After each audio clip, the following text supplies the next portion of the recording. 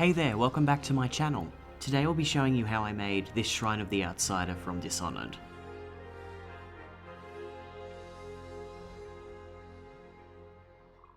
Outsider shrines can be found anywhere in the Dishonoured games. They're usually pretty ramshackled in appearance, usually thrown together with whatever the worshipper had on hand at the time. At the centre of each shrine is a rune, usually made out of whale bones as specified in the lore. Whenever a rune is picked up, usually a cutscene of the Outsider will play, and usually he'll say something that's relevant to whatever mission you're on. But that's not important. What's important is that the runes act as your power-ups in the game, letting you unlock and upgrade your abilities. Is it any wonder I spent so much time as a kid running around the world trying to find as many of the shrines as I could? I start by taking a craft coaster and gluing a piece of balsa wood to it. I then start carving planks into the balsa wood, using a screwdriver.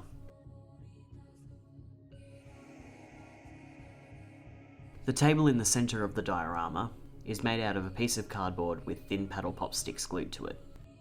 These are then cut to size and the edges distressed.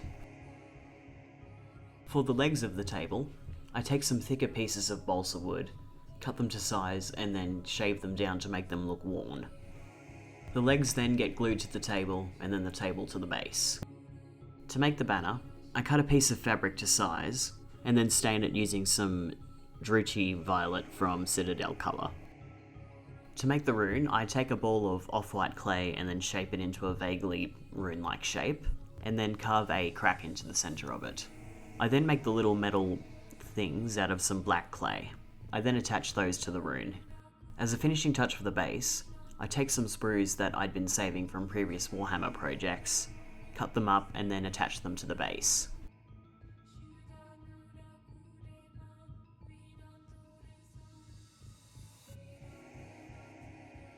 I then add the real final finishing touch of wood chips to the base, and then everything gets primed black. Once primed, the wood gets a brown dry brush, followed by a watered down brown wash,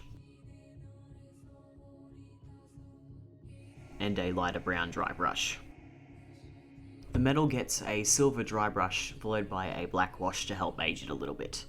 I then paint the edges of the banner gold, and then I start painting in the details on the rune.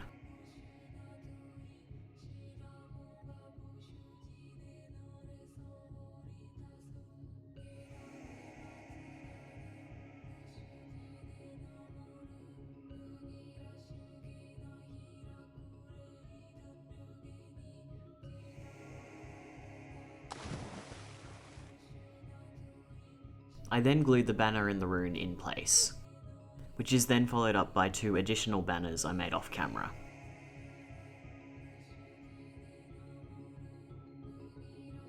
As a finishing touch, I add some wood splinters that I also made off camera, and with that, it's finished.